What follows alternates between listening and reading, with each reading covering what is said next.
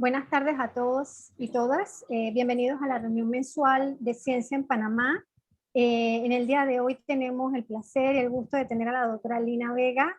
La doctora Lina Vega, actual directora y presidenta de la Fundación para el Desarrollo de la Libertad Ciudadana. Me permito dar un pequeño bosquejo de lo que es el currículum de la doctora Lina Vega Abad, que es abogada de formación y periodista por vocación, así se llama ella a sí misma. Obtuvo su título de licenciatura en la Universidad de Panamá y el doctorado en Derecho en la Universidad Complutense de Madrid, en España. Empezó a ejercer el periodismo en 1999 en la plataforma del diario La Prensa, como editora de la sección de opinión, ocupando de allí las jefaturas de otras secciones, incluyendo la unidad investigativa. También ejerció el periodismo investigativo en televisión y radio con el grupo Medcom. Es activista de los derechos humanos, miembro de juntas directivas del Centro de Incidencia Ambiental y desde enero del 2022, presidenta de la Fundación para el Desarrollo de la Libertad Ciudadana y el capítulo panameño de Transparencia Internacional. Aparte de esto, es columnista en el diario La Prensa. Queremos agradecer muchísimo a Lina este honor que nos hace de estar con nosotros en Ciencia en Panamá, que somos un grupo que aglutina a científicos de todas las áreas del conocimiento, de todas las ciencias, ciencias naturales, ciencias biomédicas, ciencias sociales, humanísticas y demás. Y también personas que se consideran amigos de la ciencia. Es un placer enorme. También queremos avisar a la audiencia, por favor, que coloquen las preguntas en el chat del Zoom, que van a ser leídas una vez Lina termine el conversatorio. Estamos muy emocionados porque hayas accedido, y esto demuestra que Ciencia en Panamá quiere abrir un espacio para todas las áreas y todas las fuerzas vivas del país. También queremos aprovechar para anunciar la actividad próxima de Ciencia en Panamá la otra semana, el 11 de febrero, que es el Día Internacional de la Mujer y la Niña en la Ciencia. Ciencia en Panamá ha tomado la batuta en este programa o en este evento. Ya creo que es nuestro 5º año en hacer este evento, y es un evento que todos los años tiene algún objetivo en particular, sobre todo para empoderar a jóvenes y niñas a que tengan mayor la visibilización en vocaciones en las áreas STEM, ciencia, tecnología, ingeniería, arte y matemáticas. En la próxima semana vamos a tener una conferencia de fondo que es el impacto de la pandemia en las mujeres en Panamá por la doctora Nelva Araúz, y posteriormente va a haber un panel que hemos titulado Heroínas de la Pandemia. El panel va a estar moderado por la periodista Sabrina Bacal, y va a estar presente 3 mujeres médicos que han estado en primera línea en la pandemia y colaborando en todo lo que es la información, como la doctora Ana Belén Araúz, infectóloga, la doctora Lilian Tan, intensivista, la doctora Marta Illueca, pediatra, gastroenteróloga, pero también especialista en el área de regulatorio. Así que los esperamos. Va a ser una transmisión en línea, también va a haber una retransmisión por CERTV, y va a haber un aforo limitado presencial, pero sí queremos que nos apoyen tanto hombres como obviamente las mujeres en seguir este evento en línea. Así que bueno, los esperamos. Y bueno, Lina, el micrófono y las cámaras son todas suyas. Adelante. Muchísimas gracias. Quiero, por supuesto, empezar agradeciendo a Ciencia en Panamá y en especial a la presidenta Ivonne Torres por la invitación, la amable invitación que me han hecho. Para mí es un gran honor estar aquí con un grupo de profesionales que admiro mucho, justamente porque representan esa clase de ciudadanos que necesita la democracia panameña, la democracia global, para poder subsistir ante la crisis que estamos viviendo en el mundo. De manera que muchísimas gracias por la invitación, y para mí, como digo, es un gran honor estar aquí con ustedes. Me costó un poco, una vez leído el título, Participación Ciudadana, Antídoto contra una democracia enferma y excluyente, me costó un poco encontrar la forma de hilvanar las ideas que quería transmitir. Y hace unos días, leyendo el periódico El País, una entrevista que le hacían a un filósofo alemán, Peter Sloterdijk, que no conozco, que no conocía, las respuestas que él dio me parecieron tan, de alguna manera, vinculadas a lo que yo quería decir, que me voy a permitir hoy empezar mi charla citándolas. Abro comillas: la ira surge allí donde se impone la decepción, y la decepción aumenta cuando las promesas no se cumplen. Y la alternativa a la decepción es la resignación, que es lo que hay en el este. Él estaba refiriendo, por supuesto, a la situación de Europa. Es lo que hay en el este de Europa, en Rusia. Rusia está poblada por gente que ha sufrido tales promesas y decepciones que ya no creen en nada. Son más cínicos, han elegido vivir sus vidas privadas y se contentan con que la política no les estorbe demasiado. Es una actitud que no es compatible con la vida en democracia. Sigo citando al filósofo: la democracia necesita un mínimo elemento de esperanza en que las cosas mejorarán en el futuro, o al menos que las pérdidas no serán demasiado importantes. Aunque muchos siguen creyendo en el compromiso político, una gran parte de nuestra población occidental ha elegido ya la resignación. Ya no creen en la política. Un importante sector de la población europea se ha resignado a la vida privada. Lo relevante es que esto ayuda a los políticos, porque tener enfrente a una población resignada vuelve su trabajo más sencillo. Y él citaba el caso de Boris Johnson en Inglaterra, nosotros podemos citar los nuestros, por supuesto. Todo el mundo ha entendido que es un payaso, que hace lo que le da la gana, que sería un error tomárselo demasiado en serio, pero la gente lo votó y tiene el poder. Termina diciendo: no soy pesimista, pero tienes que tomar a la gente por lo que es y a partir de ahí construir soluciones.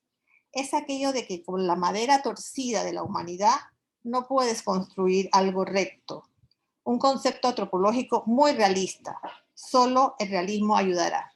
Y con eso termino la cita con la que quería empezar mi charla. Entonces, partiendo de que la democracia requiere que la gente no pierda la esperanza, y teniendo claridad de lo que somos los seres humanos con nuestros vicios y nuestras miserias y nuestras grandezas, el objetivo es poder poner manos a las obras y no rendirnos como están haciendo ustedes con sus actividades permanentes de concienciación y de información, de producción de conocimiento, que debe hacer que la gente reaccione y se manifieste en cada ámbito en el que se mueven. Con esta introducción quisiera rápidamente contarles, para quienes no lo sepan o no conozcan los orígenes, qué es la Fundación para el Desarrollo de la Libertad Ciudadana, que presido a partir del 1 de enero. Aunque somos más conocidos por ser el capítulo panameño de Transparencia Internacional y nuestras actividades en materia de combate a la corrupción, la Fundación surge antes, con un expreso mandato de incentivar, motivar y organizar actividades que facilitaran la participación ciudadana, con el convencimiento de que sin ciudadanos activos y responsables, la democracia peligra. Eso fue en 1995. Estábamos todos aún muy entusiasmados y optimistas sobre el futuro de la democracia panameña. Sin embargo, ya se veían en el horizonte señales de peligro que, como todos somos conscientes hoy, se han materializado. Al respecto de la democracia y lo que está pasando, no solamente en Panamá, quisiera hacer una primera digresión para comentarles el reciente informe de la organización IDEA Internacional, Instituto para la Democracia y la Asistencia Electoral, sobre el estado global de la democracia, que deja en evidencia muy preocupantes tendencias en el mundo entero. El informe está en la página, por supuesto, de la organización, y los invito a buscarlos para que vean en detalle todo lo que se revela. El informe evidencia, por un lado, el creciente aumento del número de países que se están moviendo hacia el autoritarismo y que encontraron en la pandemia, por supuesto, el mejor argumento para ello. También evidencia la adopción de tácticas cada vez más autoritarias por gobiernos que llegaron al poder con el voto ciudadano. Y por supuesto, el aumento en la violación de los derechos humanos en aquellos gobiernos que no son democráticos. El informe cita el caso de Brasil e India, que son los dos países más grandes del mundo, como ejemplo del retroceso democrático, Y también cita a Hungría, Polonia y Eslovenia, miembros de la Unión Europea. Con la cita de Hungría y Polonia, yo tengo que aludir a lo que ayer estábamos todo el país hablando, que fue el reportaje del New York Times sobre el uso de Pegasus, el sistema israelí de intervención de teléfonos y de comunicaciones, porque resulta que Hungría y Polonia son dos países donde ese sistema fue vendido.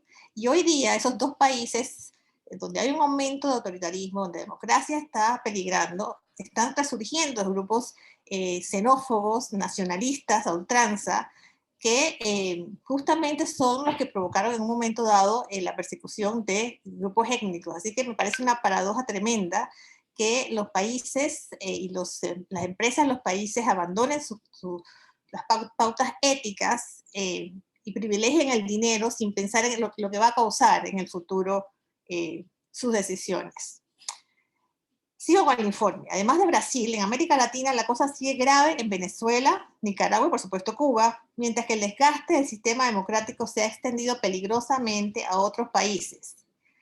Y es que tal como lo señala la expresidenta de Costa Rica, Laura Chinchilla, si bien la región no se despierta todos los días contando con más autocracias dentro de sus fronteras, ciertamente sí despierta cada día con democracias de menor calidad, con una gobernabilidad deficiente, con altos niveles de corrupción e impunidad, con poderes judiciales debilitados y con restricciones arbitrarias a la libertad de expresión e información.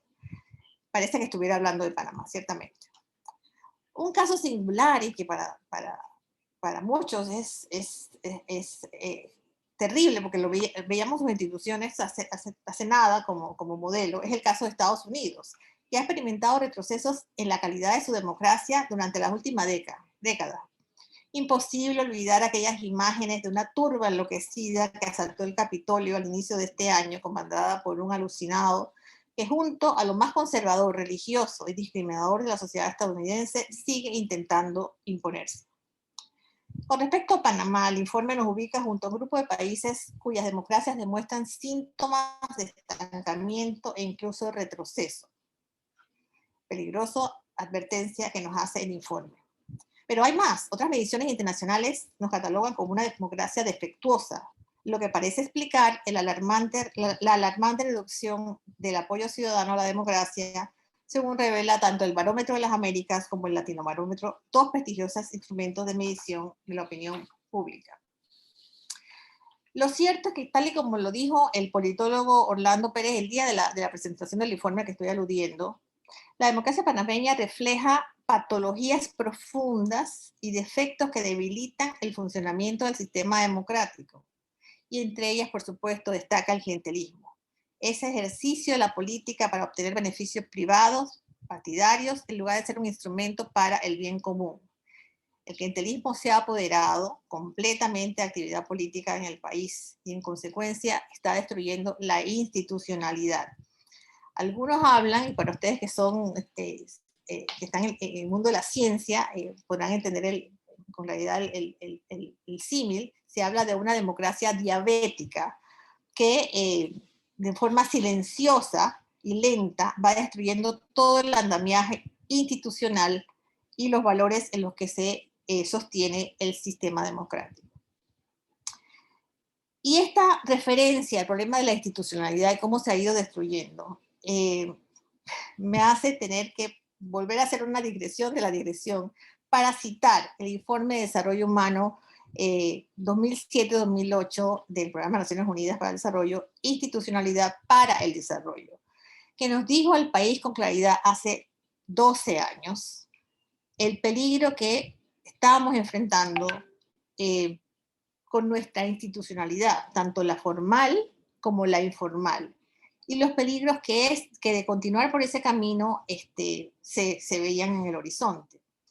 12 años después, seguimos igual, no escuchamos, no hicimos los cambios, y seguimos utilizando, por ejemplo, desde la institucionalidad formal, la planilla como botín político, permitiendo provocando con esto que no haya un servicio profesional, técnico, apolítico, eficiente, que ponga en ejecución las políticas públicas para afrontar, por ejemplo, los temas de la pobreza y cualquier otro tema que tenga cualquier otra política pública que se decida poner en ejecución, no tiene un andamiaje institucional eficaz para ejecutarlo. Y eso tiene un impacto, por supuesto, en lo que la gente piensa de las instituciones y la democracia. Bueno, cierro aquí los 2 giros de la ruta y vuelvo al camino inicial, que es la Fundación Libertad Ciudadana que hemos estado haciendo durante estos años. Yo fui en el año 95, cuando empieza, la directora ejecutiva de la Fundación, labor que hoy lleva a cabo Olga Dovaldía, ustedes seguramente la conocen, y nosotros empezamos, antes de ser miembro de Transparencia Internacional, empezamos una labor con un proyecto que llamamos Acción y Poder Ciudadano, iniciando allí con cursos de liderazgo para jóvenes. Y esa actividad, que fue una de las primeras que desarrollamos, continúa hoy en día, que ha evolucionado, por supuesto, tiene otros matices, hoy se llama Acción Juvenil Efectiva, pero seguimos formando a muchachos con la esperanza, ¿no? Y el objetivo de crear ciudadanos responsables que defiendan el sistema democrático. La democracia necesita demócratas, gente que entienda y que valore el sistema y que lo defienda. Y en ese camino hemos estado por todos estos años.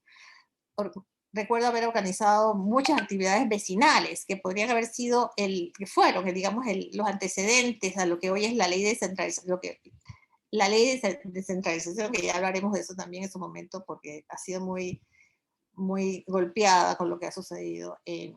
Pero esas reuniones de los barrios, de las comunidades, intentando escuchar a los ciudadanos y que se involucraran en la solución de los problemas de su calle, de su barriada, fueron también parte de las actividades iniciales de ese proyecto Acción y Poder Ciudadano de la Fundación. Por supuesto, también participamos en todos esos momentos históricos donde parecía que podíamos ponernos de acuerdo para crear una ruta para nuestra democracia, como fue aquella Visión 2020, la Asamblea de Sociedad Civil. Hay un programa que se llamaba Civitas, que íbamos a las escuelas a formar a los chicos.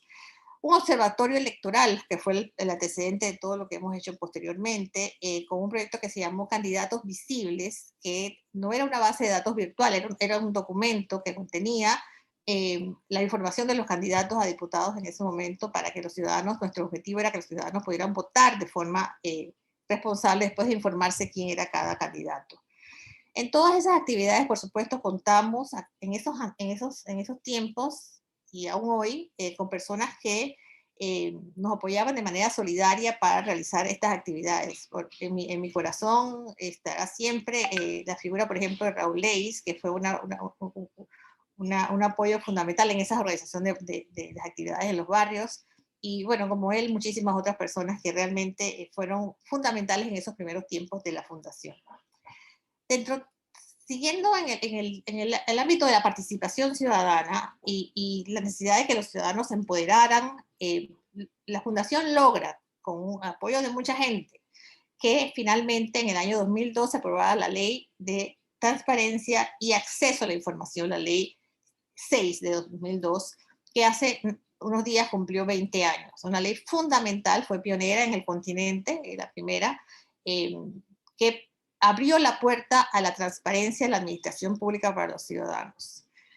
20 años después de mucha agua bajo el puente, tenemos una ley que, si bien debe ser mejorada, y en ese camino se han dado un poco para lograrlo, es una ley que tiene los elementos para propiciar que los ciudadanos se empoderen y exijan el rendimiento de cuentas de los ciudadanos. Pero ¿qué sucede? La ley existe, el andamiaje institucional existe, está la ANTAI, la Autoridad Nacional de Transparencia, que es, digamos, el ente regulador, pero no hay una cultura de transparencia. Lograr que los funcionarios entiendan que todo lo que hacen con los recursos del Estado dentro de una institución es información pública, que los ciudadanos tienen derecho a tener acceso a ella, ha sido cuesta arriba, todavía lo sigue siendo.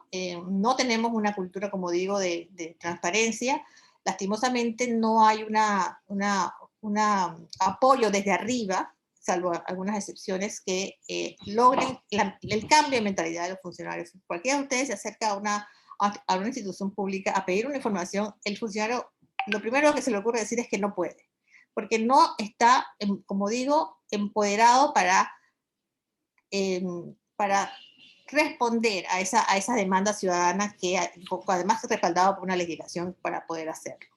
Pero ahí está, la ley de transparencia es un instrumento que está allí, que debemos seguir utilizándolo, que es fundamental para la democracia, que nos permite exigir el rendimiento de cuentas a los funcionarios y no debemos dejar de utilizarla permanentemente desde el periodismo, quien más lo usa, por supuesto, pero todos los ciudadanos, está ahí esa herramienta que nos permite empoderarnos como ciudadanos para exigir el respeto a nuestros derechos.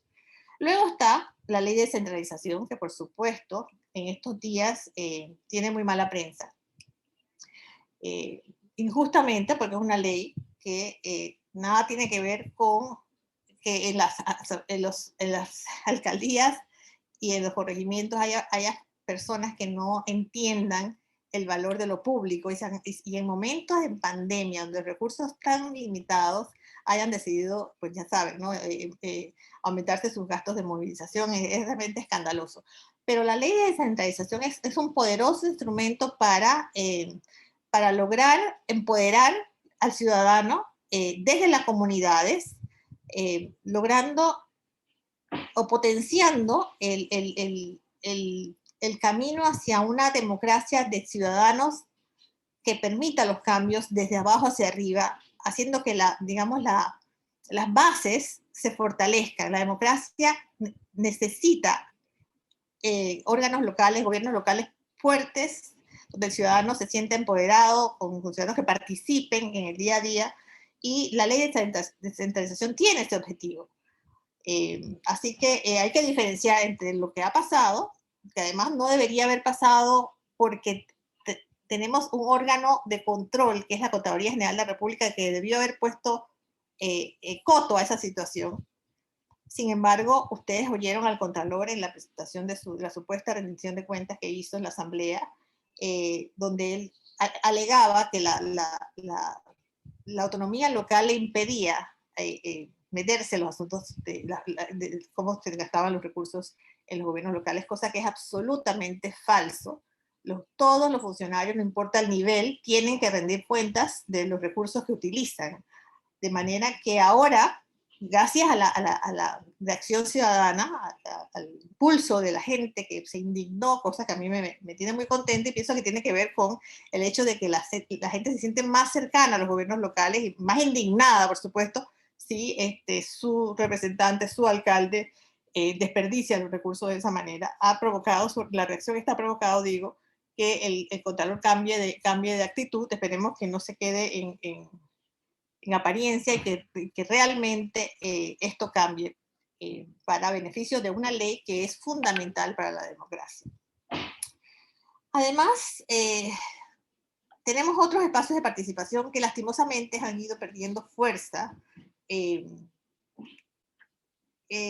que es otra de las señales de alarma que tenemos que tener presente. Por ejemplo, está la Comisión de Reformas Electorales. Como ustedes saben, después de cada elección se produce una convocatoria, un grupo de organizaciones, los partidos políticos, organizaciones de la sociedad civil, academia, que se reúnen a analizar qué normas pueden mejorarse del Código Electoral. Y este tema, y eso sucede, pues, como les digo, después de cada elección. Ha habido, por supuesto, mejorías en la ley electoral, las normas que rigen los procesos electorales, pero siempre se dejan de tratar los temas más importantes. Esto me hace otra vez hacer un giro en el camino para hablar de otro informe, el informe de Naciones Unidas, un documento de Naciones Unidas del año 2010, que publicó una investigación realizada por unos prestigiosos politólogos de la región sobre el sistema electoral panameño. Y estos señores llegaron a la conclusión de que el sistema electoral panameño era el más desproporcional de América Latina. Y justamente esta desproporción es en la forma como se asignan los curules, y ese tema fue muy tocado en la última reforma fallida, es justamente lo que propicia el clientelismo por la forma como son, repito, designados las curules. 10 años después de este informe, que fue tan categórico, seguimos en los mismos. La Comisión de Reforma, hay que decirlo, acuerda reformar esos artículos, lo que puede reformarse, porque la fórmula más importante está en la Constitución, por lo cual necesitamos una reforma constitucional, un cambio constitucional completo para poder realmente crear un sistema electoral más equitativo. Pero por lo menos hay una fórmula que podría ser cambiada de las reformas en el Código Electoral, que tiene que ver con el reparto doble de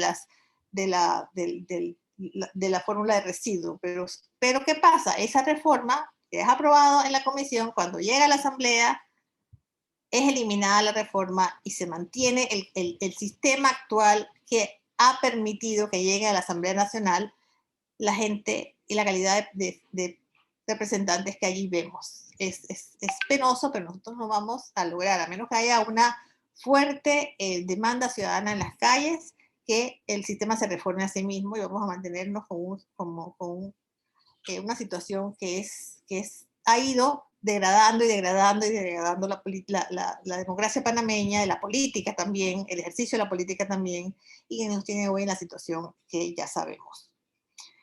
Y esto me lleva también, ahora que estoy hablando de código electoral, al tema de la paridad como un elemento fundamental. Una democracia que deja por fuera al 50% de sus ciudadanos no es una democracia. Y el sistema vigente, como ustedes también saben, habla de paridad, establece la paridad, pero permite una fórmula de escape que hace que los partidos políticos puedan justificar la falta de candidatas según lo establece la ley. Nosotros tocamos ese tema porque es participación ciudadana, es fortalecimiento de las instituciones y de la democracia. Y en el 2019 realizamos un primer proyecto llamado Barreras Invisibles, Candidatas Transparentes, con el apoyo de la Embajada de Canadá, identificando en ese momento que la mayoría de las candidatas mujeres no habían recibido formaciones en sus partidos políticos, como es parte del recurso que reciben los partidos políticos del Tribunal Electoral. Tiene que ir dirigida a la formación de su gente. Bueno, identificamos que las candidatas no tenían información básica sobre temas de transparencia, sobre temas de administración pública, y eso es realmente un hallazgo que nos preocupó mucho. En ese año, en el 2019, hubo solo 18% de candidatas mujeres, y de ese 18%, solo 11 fueron elegidas. Ahora, hace unos días nada más, acabamos de hacer público el resultado de la segunda etapa de ese proyecto, fue una encuesta nacional para identificar dónde están esas barreras que impiden que haya más candidatas, y para saber si el hecho de que haya pocas panameñas, mujeres en puestos de elección popular, se compaginaba con lo que piensan los panameños sobre el papel, el rol de la mujer. Y encontramos cosas interesantes. Yo los invito a buscar en la página de la Fundación Libertad Ciudadana, libertadciudadana.org, la encuesta con todos los datos, porque hay cosas muy interesantes que analizar. Voy a decir apenas algunos hallazgos. Por ejemplo, el 25% de los encuestados, hombres y mujeres, están dispuestos a postularse en puestos de elección. Esa es una buena noticia, porque significa que los panameños quieren participar en política. Pero entre los inscritos de partidos políticos, la gente inscrita en los partidos políticos, los hombres aventajan a las mujeres en 11 puntos en su deseo de ser candidatos. Es decir, las mujeres inscritas en partidos políticos parecen tener claro que el camino de la postulación está lleno de obstáculos. Más del 51% de las personas inscritas en partidos políticos son mujeres, pero esto no se refleja en las candidaturas. también un dato, porque hay cosas que son, o sea, es un tema de claroscuro, ¿no? Hay buenas noticias y hay malas noticias y hay que analizarlas en un contexto global. Por ejemplo, hablamos de que el 51% de las personas inscritas son mujeres, pero también hay un alto porcentaje que dice que se inscribió en un partido político a cambio de algo, que es otra manifestación del clientelismo que está socavando la base de la democracia panameña. Entonces, la buena noticia de la encuesta es que el 90% de los panameños piensa, no ve obstáculo alguno en que las mujeres participen en política y que debe haber leyes que impulsen la paridad. Esa es una buena noticia. La sociedad está lista para vernos a las mujeres ocupando en términos de paridad con los hombres en los puestos claves de la política. Como digo, es una buena noticia. Sin embargo, hay una serie de limitaciones y barreras sociales y culturales que lo hacen difícil, más allá de las limitaciones institucionales, como son que los partidos políticos no impulsan realmente la participación de la mujer, no la facilitan y buscan los escapes para no cumplir con la norma. Según la encuesta, las mujeres descartan una participación en política, entre otras cosas, porque consideran que la política es corrupta y clientelar. Es decir, los vicios del sistema ahuyentan a las mujeres, y eso es importante. También en el ámbito social, el 54% considera que 54% de los encuestados considera que las mujeres deberían dedicarse, antes de ir a política, dedicarse a la familia. Porque la dedicación a la familia hace que descuiden la familia. Esa es una limitante importante que quedó en evidencia en la encuesta. Otra barrera importante que se identificó es que las mujeres reciben más críticas que los hombres. Están expuestas a la violencia política, verbal, son objetos de ataques, son criticadas, reciben menos espacios en los medios de comunicación. Todas esas son barreras identificadas por esta encuesta en el camino a la participación política de las mujeres. Como digo, tiene muchísima información interesante. Hay una buena noticia, que es que no hay una oposición social a que la mujer participe en política, y eso tenemos que aprovecharlo, pero existe una enorme cantidad de barreras que tenemos que luchar para tumbarlas.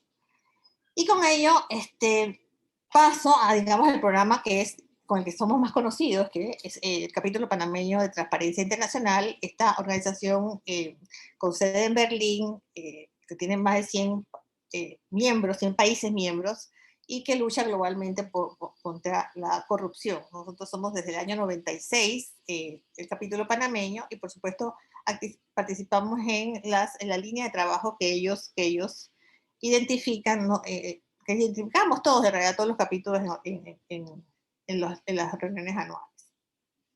Acabamos de publicar uno de los proyectos más importantes de Transparencia Internacional, que es el índice de percepción de corrupción, donde Panamá sale muy mal, sale estancada. Hace 10 años, 12 años estamos estancados en una mediocridad terrible. Tenemos de 180 países somos el 105, con un puntaje de 36, que está por debajo de la media regional, que es de 42. Con los mejores países son, por supuesto, Canadá, Chile, Costa Rica y Uruguay, los de siempre.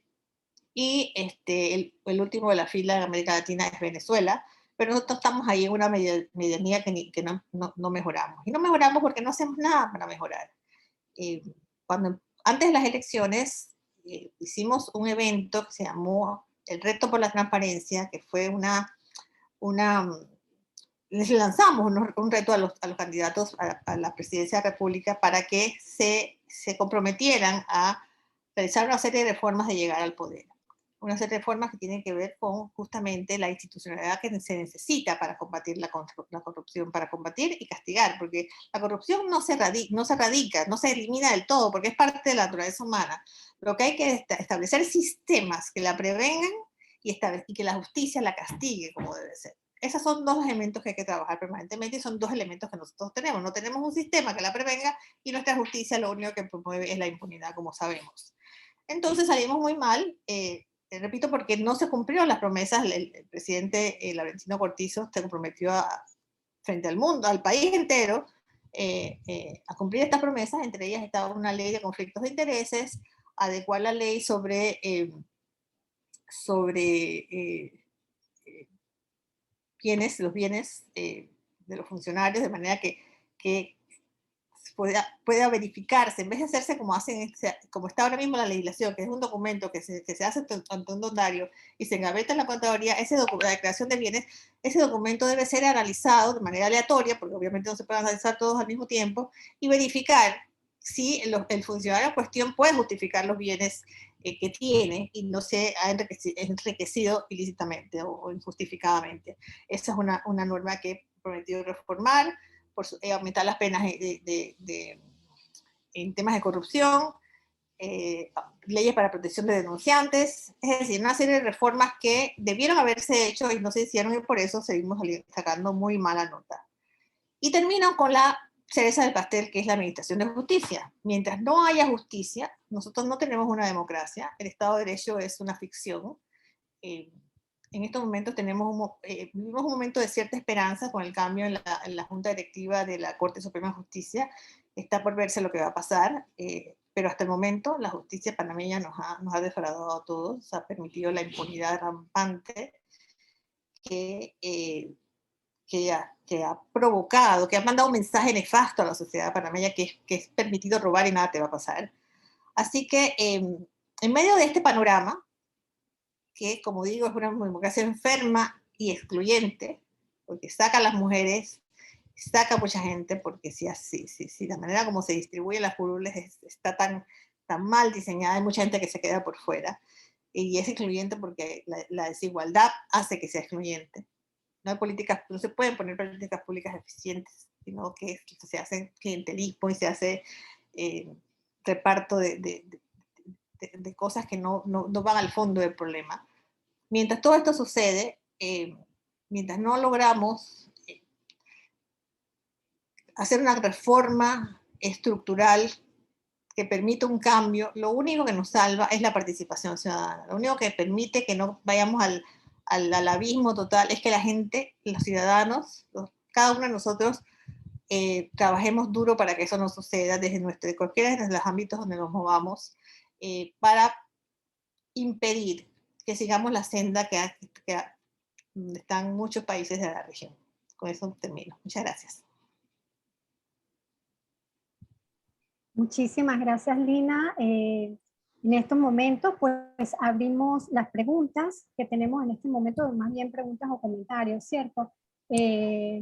Uno de los colegas que están en la sesión comenta de que uno de los problemas de la planilla es que solo muestran los salarios. No se habla de la ejecución ni de proyectos, de cómo los funcionarios están involucrados. ¿Qué comentario tienes ante esta Sí, la ley de transparencia es una ley de mínimos. O sea, lo que vemos en las páginas de las instituciones es lo mínimo que establece la ley como algo que tiene que estar dispuesto para los ciudadanos. Pero toda la información pública que producen las instituciones y que ejecutan los ciudadanos debe ser pública, de manera que lo que hay que hacer es pedir información, permanentemente pedir información en el área que uno se desempeña. Por ejemplo, nosotros ahora, ayer, nos reunimos con el director de ANPYME, porque hay una controversia, como ustedes saben, sobre la información de cómo se ha utilizado el recurso para las pequeñas empresas y las microempresas que ellos han estado ayudando en este momento de pandemia. Y la paradoja es que parece que el funcionario tiene la intención y entiende, pero tiene un cuerpo de abogados del Estado, los funcionarios de asesoría legal, que le dicen lo contrario, que la información no es pública. Entonces lo que tenemos que hacer es pelear, no hay que seguir siendo ciudadanos activos, proactivos, para buscar la información que necesitamos y hacer que haya un cambio fundamental. En estos momentos no hay otra manera de hacerlo. Sí, para nosotros esto es una paradoja como científicos, porque cada vez que nosotros concursamos por fondos para ejecutar investigaciones, nosotros tenemos que entregar informes hasta el último centavo utilizado. Y es una paradoja porque tampoco es que los fondos para ciencia sean muchos, pero tienen que ser primero concursado y luego justificado todo. Entonces, claro, esto para nosotros es realmente una paradoja. Otros comentan en el chat sobre todo el tema del acceso a la información, que es un punto de conexión y exigencia, sobre todo nosotros, la comunidad científica lo ha vivido con cierta información que no se divulga, que es muy necesaria para justamente hacer epidemiología de campo y también tomar decisiones basadas en evidencia y no en ocurrencia. Entonces, en este caso, como Transparencia Internacional y todo el mecanismo que hay de ver cuál es la información que está disponible, cómo es el día a día, qué se está haciendo para mejorar este acceso. Mira, como ahora que se celebraron los 20 años de la ley, hemos conversado mucho y ha salido a relucir mucha información sobre los problemas que tiene la ley, no por la ley misma, sino por la actitud de los funcionarios. Como digo, no hay una cultura de transparencia. Eso que decías de la paradoja del mundo de los científicos, es casi como si habláramos dos idiomas distintos, ¿no? O sea, cuando el contralor le dice al país que él no tiene que meterse en, en cómo usan los recursos los gobiernos locales,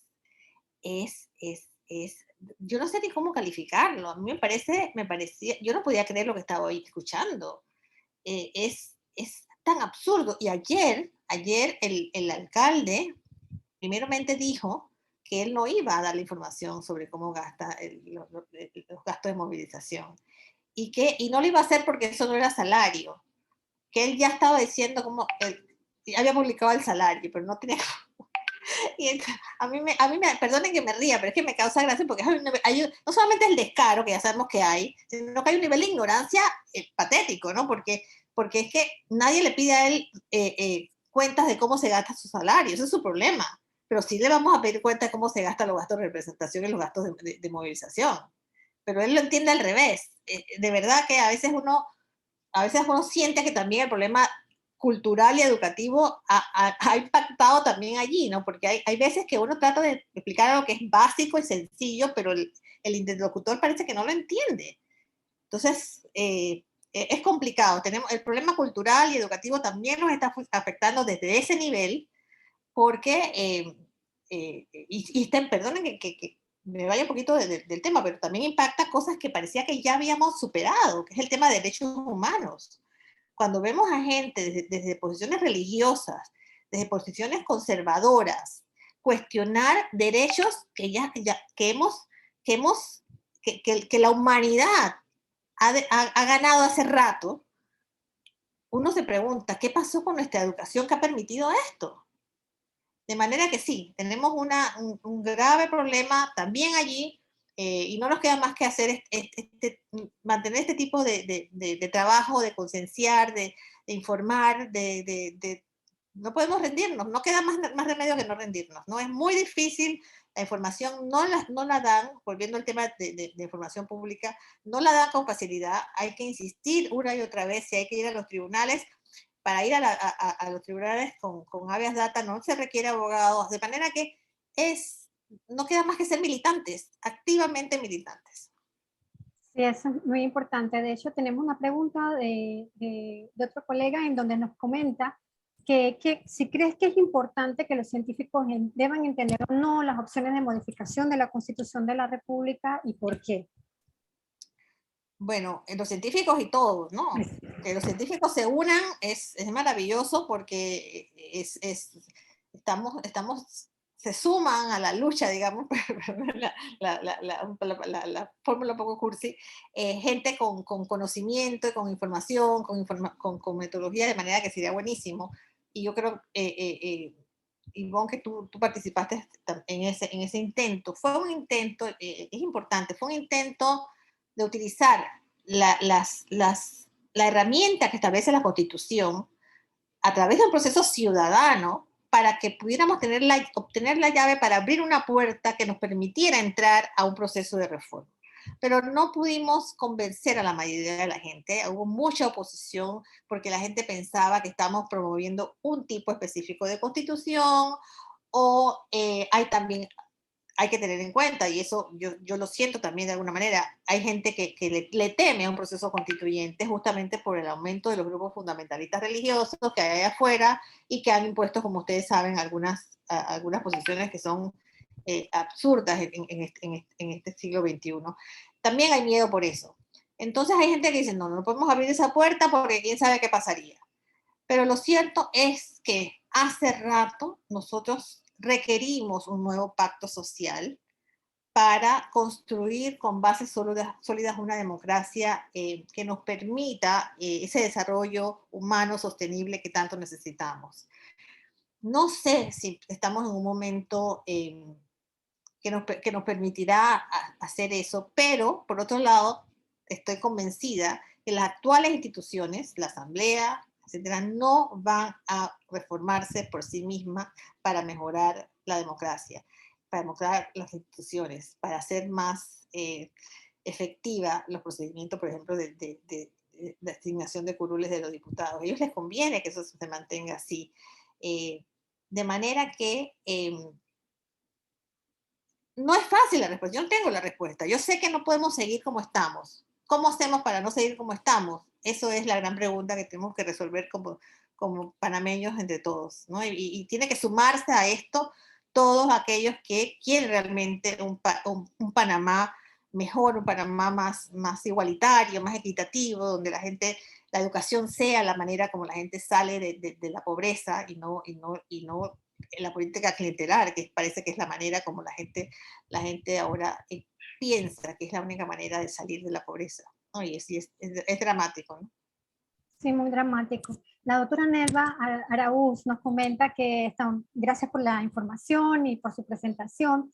Tiene una curiosidad sobre algunas de las buenas prácticas comparadas en otros países en materia de transparencia, que tienen realidades en cuanto al servicio público y a los retrocesos de los fundamentalismos similares a Panamá. Es decir, ¿están igual o mejor en materia de transparencia? ¿Qué buenas prácticas pueden servirnos de aliento para Panamá? Mira, hay de todo, ¿no? Hay países que nos aventajan, por supuesto, ¿no? Y generalmente lo que nos aventajan son porque tienen mejores instituciones y porque tienen mejor educación en la gente. El problema del fundamentalismo es general, está pasando en todas partes del mundo, está pasando en Europa. Todo esta creciente, bueno, no sé si es creciente, pero importante cantidad de personas que se apuntan a la anticiencia, digamos, ¿no? A los procesos que son un retroceso en la civilización. Están pasando en todos lados, está pasando en Europa de manera dramática, por ejemplo, en Hungría y en Polonia, países que parece que los valores democráticos a los cuales han tenido acceso en los últimos años han perdido vigencia para una importante parte de la población. Todos los países, por ejemplo, de la Red de Transparencia Internacional, NEDVA, luchamos duramente contra lo que está pasando. En América Latina la situación es dramática, tenemos una red latinoamericana de los capítulos y vemos lo que está pasando en Perú y Chile, por ejemplo, es una gran esperanza para todos, pero ¿qué provocó Chile? Chile lo provocó la gente en la calle, los ciudadanos que dijeron ya no vamos a aguantar más, y eso tuvo como consecuencia pues la aceptación del proceso de constituyente y lo que está pasando, ¿no? Y que haya llegado un grupo con este aire fresco de los nuevos gobernantes en Chile, pues es una gran esperanza para todos, ¿no? Pero las líneas de acción son las mismas, algunas con menos éxito, otras con más éxito. La ley de transparencia, como dije hace un rato, fue en su momento vanguardista en el continente. Ya no es así, hay muchos países que la tienen ya. Se trata, la justicia, el trabajo con la justicia es fundamental en toda nuestra región, pero yo no te puedo decir digamos, con el detalle que tú me has pedido, qué buenas prácticas se llevan a cabo en otros países que no sean distintas a las que hacemos aquí. Nosotros básicamente lo mismo, ¿no? Impulsamos la participación ciudadana, impulsamos reformas de la justicia, igual que todo el mundo, toda la gente de la región, impulsamos el respeto a los derechos humanos, y sufrimos los retrocesos que está sufriendo la región igualmente. Sí, bueno, y una última, y eso es un poquito en vista de que la próxima semana Ciencia en Panamá tiene su evento sobre el Día Internacional de la Niña y la Mujer en la Ciencia, y comentaste en, en el conversatorio sobre la presencia de las mujeres en la política, bueno, y todas estas barreras y opiniones que tienen de las mujeres accediendo a una carrera política, o las que están, si lo hacen bien o si lo hacen mal, pero dijiste dos cosas que a mí en lo particular me llegaron la fibra. Uno, que mujeres a la casa, dedicarse a los hijos, a la familia, que van a hacer en la política. Eso por un lado. Y por otro, que las que están en la política, bien o mal, o sea, donde hagan algo bueno, pues no pasa nada. Pero donde hagan algo malo, ya nos consideran a todos que igualmente, o sea, y dicen, mira, las mujeres también son corruptas. Entonces creo que hay una idea importante allí que también tiene que ver con estos movimientos feministas que hay ahora en esta época, donde nuevamente nosotros estamos adelante de que sí, tenemos que luchar todavía por espacios, que no hemos todavía estar al mismo nivel de nuestros pares. Un comentario reflexivo con respecto. Así mismo es. A mí el resultado de la encuesta me dio una sensación agridulce, ¿no? Como digo, por un lado saber que en la sociedad panameña no hay objeciones en la participación de la mujer, ni tampoco hay objeciones, todo lo contrario, de que haya leyes que impulsen la paridad. Eso es una buena noticia. Pero al mismo tiempo, saber que muchas mujeres se abstienen porque sienten que son más vulnerables porque son criticadas más duramente, porque son objeto de violencia política, porque no reciben en los medios de comunicación el mismo tratamiento, y por supuesto porque dentro de los partidos no son apoyadas de la misma manera que los hombres. Esto es un patriarcado, y las mujeres estamos aquí dando codazos para cambiar esa situación, aquí y en todos lados. De manera que, otra vez, ¿no? Simplemente agarrarnos de las manos y luchar juntas para impulsar el cambio, que es un cambio difícil. Vemos que desde las mujeres que llegan al poder también hay hay una actitud de un poco de insolidaridad, que sienten que si ellas llegaron son pues que fríen a las demás, que hagan todo lo que ellas tuvieron que hacer y quién sabe qué tuvieron que hacer para llegar en esta política clientelar que vivimos, de manera que, como te digo, una sensación agridulce, hay mucho trabajo por hacer y tenemos que hacerlo todos desde cada ámbito en que nos desempeñamos. Bueno, creo que ha sido un conversatorio muy enriquecido, agradecemos un montón. Sé que en la audiencia hay dos personas que están mucho contigo en el movimiento de transparencia. Está Olga de Ovaldía y está también Guido Rodríguez. Agradecemos la presencia de ustedes en el conversatorio de CES en Panamá, y si tienen algún tipo de reflexión que acompañara a Lina, lo agradecemos. Si no, pues entonces para hacer las conclusiones y los saludos finales, pero sí que estamos muy, muy agradecidos en Ciencia en Panamá por el tiempo que te has tomado, y realmente sí, es empoderarnos a través de la información, de saber que también nosotros somos parte de este movimiento y que es verdad que hay que apoyarnos entre todos, entre todas y todos. Muchísimas gracias otra vez a ustedes por la invitación. Me siento realmente privilegiada de haber estado aquí con ustedes y como siempre nos encontramos en la ruta porque estamos juntas en esta lucha. Sí, sí. Bueno, hay comentarios de las compañeras que hay que apoyarnos entre nosotras, que ha sido una súper conversatorio de lujo, tengo que repetirlo y tal. Hay que acordarse que este conversatorio va a quedar grabado en nuestras redes sociales, en nuestras redes, sobre todo en nuestra página web, que es www.cienciaenpanama.org. Aparte de eso, nosotros también queremos compartir, y eso se lo debemos a Raiza Urribarri, que nos ha compartido una dirección del ANTAI, en donde también hay una, acá está, sobre datosabiertos.gov.pa, en donde todos, hasta los científicos, pues tenemos que, obviamente, también participar, y el que llaman ellos el sector académico, científico, participar en esto de datos abiertos al gobierno. Así que bueno, si no hay más preguntas o más comentarios, pues agradecemos a todos los que han entrado a la sesión de Ciencia en Panamá y a Lina Vega por la magistral de su conversatorio. Así que bueno, buenas tardes y detenemos en este punto la grabación. Gracias.